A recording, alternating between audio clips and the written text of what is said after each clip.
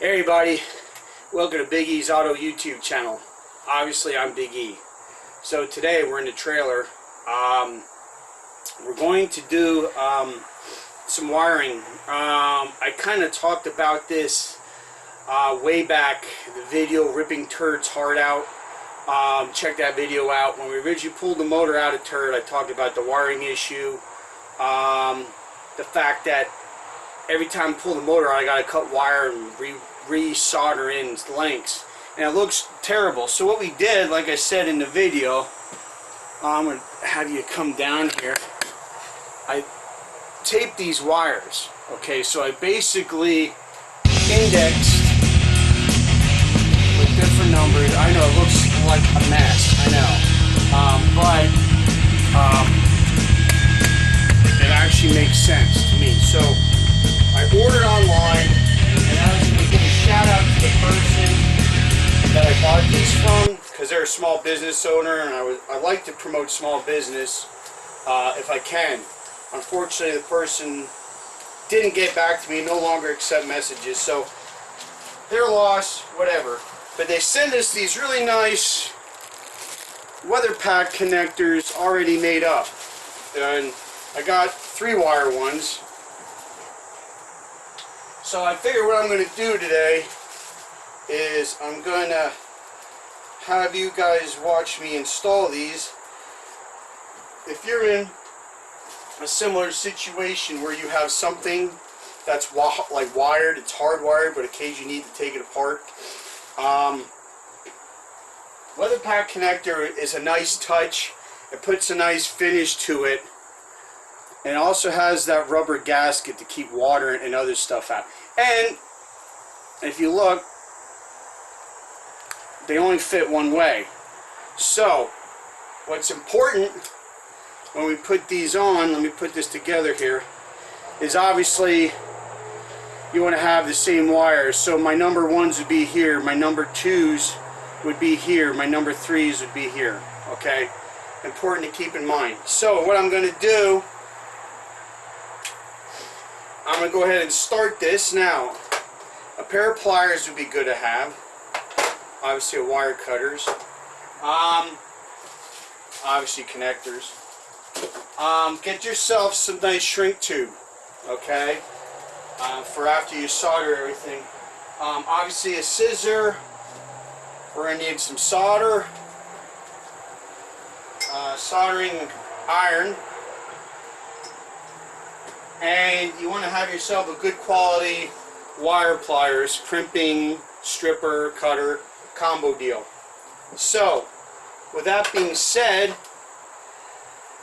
I'm going to go ahead and we're going to start on this. So I'm going to lower the camera here for you guys and take a look here. So, I got my wire. So I'm going to go ahead and strip a length off. I believe this is probably like a 16 gauge, and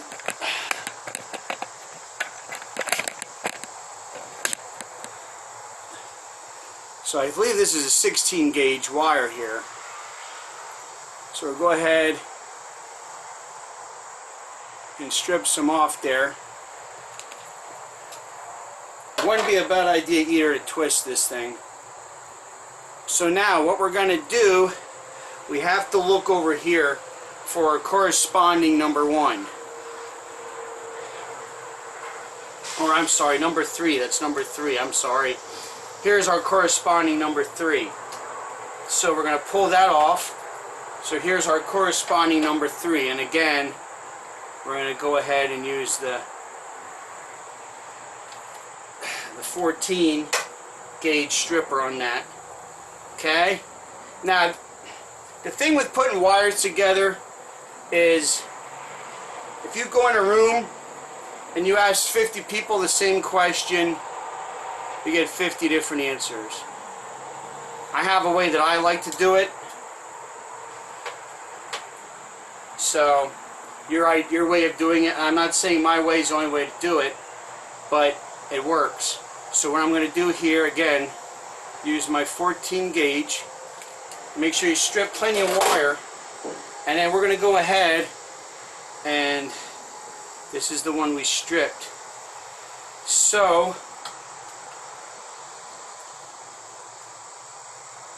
cross the wires over here. I'm just going to go ahead and try and, it's hard to see, but I'm going to try and like hook them and then twist them on each other. So that way you get a good mechanical connection, and then when we solder it, you're going to get a chemical connection as well. So then we're going to take the other side as well that we have stripped. We're going to and we're going to cross them here like so, and then we're just going to go ahead and twist them around to get that mechanical connection of wire on wire. Okay?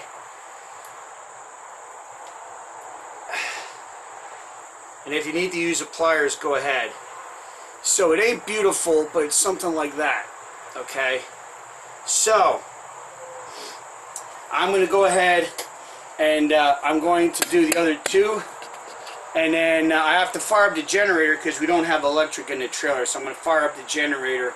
And we're going to go ahead and solder that up. And then we're going to go ahead and I'll show you the soldering. And then we're going to put shrink tubing on as well. So when I come back, I should have it soldered. I should be ready to solder. So we'll see. So wise. Let me see if I can get this camera where you can see here. I forgot to mention before the break. Of course, the camera's not going to help me out here.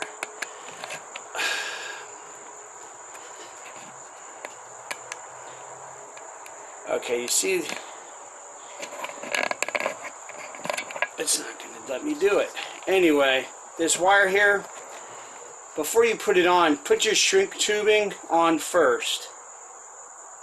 Not that you solder it and then like, oh, how do I get this? You put the shrink tubing on first. And then what you want to do is twist your wires together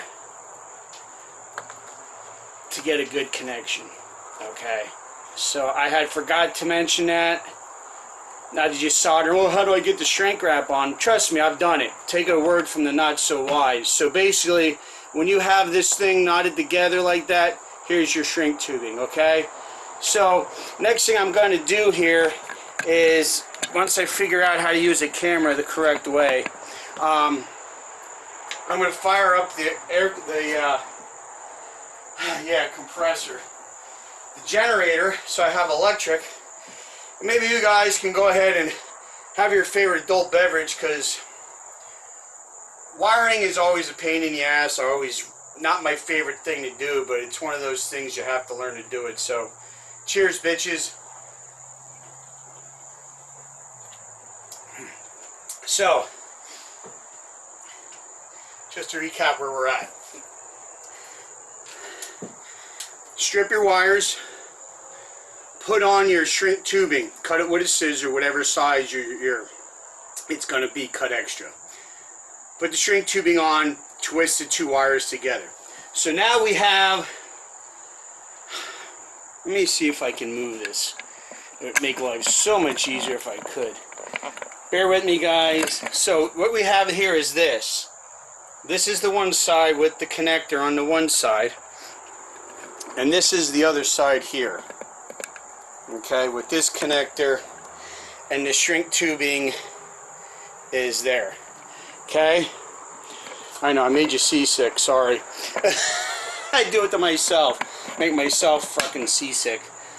So, because it's loud with the generator, I'm going to do that off camera. But basically, I'll explain how soldering works if you're new to this. So what you want to do is you take your soldering iron. Obviously, this is hot. Plug this in for a good 10 minutes to make sure it's good and hot. So basically, what you want to do is take, let me see if I have a representation here, and I probably don't. Okay, here.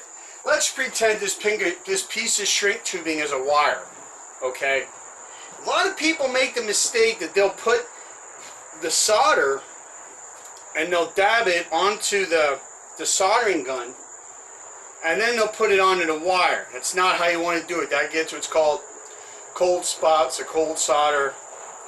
Doesn't make sense, but it won't hold. So what you want to do with solder is, sorry, I'm tripping in my freaking extension cord. I really need a shot. What you want to do is, this is your wire. So what you're going to do is, obviously, you're going to hold this on to the tip, because that's the hottest part of the iron. Okay, so you're going to hold that on. Obviously you're not going to touch this if it's plugged in, because this is the hot part. But I'm just doing this for demonstration. So your wire is here. You're going to hold this against the wire, and if you can do it, if you need to use a vice grip, whatever, hold that on there. So now we have the soldering iron, which is hot.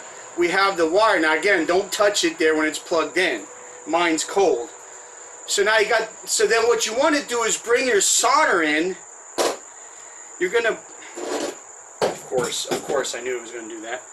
Unwind all over my floor. But anyway, so now the wire is hot because it's been on this iron for how long?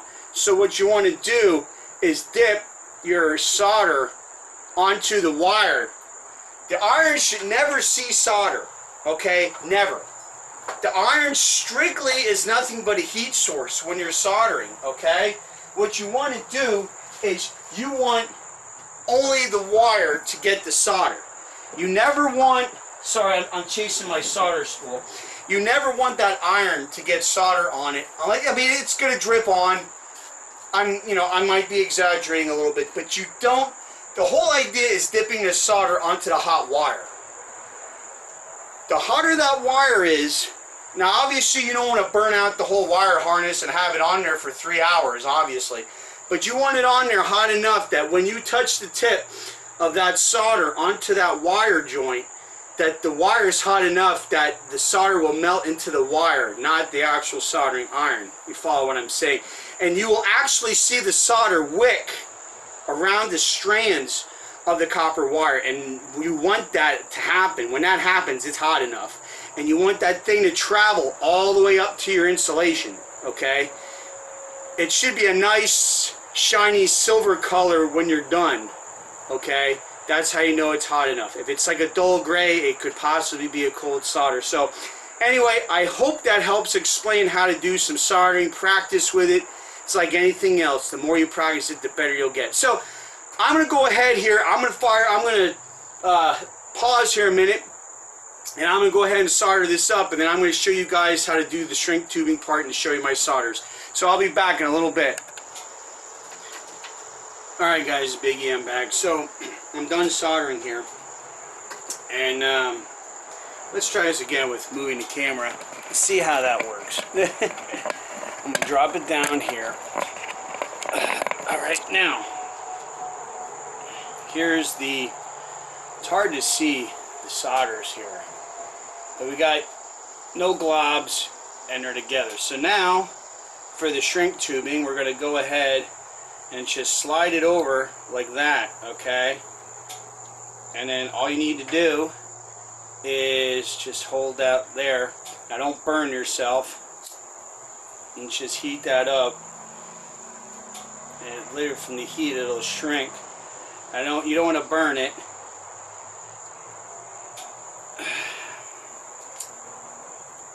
Or yourself. And there you go. And you do the same thing for the rest. Just slide that over. And there's some areas you can see I got against with the soldering iron. So make sure you cover that as well. Because you're going to make, I make the mistakes, you'll make the mistakes. You just correct them, that's all. So we just go ahead, and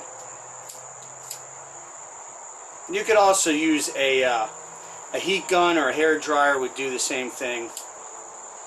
But since I'm at a loss for electric in my trailer, this is how I've been doing it. So again, we do that, and it's not going to hold. So I'm just trying not to burn anything myself, mainly. So you get, like, I'll do the one end, flip it around, get the other wires out of the way, and then let that in. Voila, and there's your end.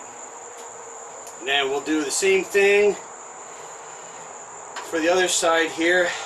Let me undo this. Again, just slide it over. Make sure there's no wires poking through or sticking out.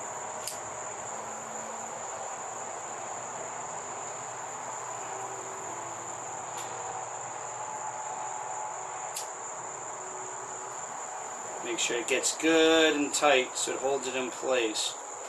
But at the same time, ow, see, I burned myself. You don't want to get it to where you burn the actual, because it's kind of like defeating the purpose thing. So try to separate it and then just, you know, run it back and forth there until it gets shrunken down to the size it needs to be. Like that. One more and then we're ready to see that this finished. So let's shrink wrap this one yet.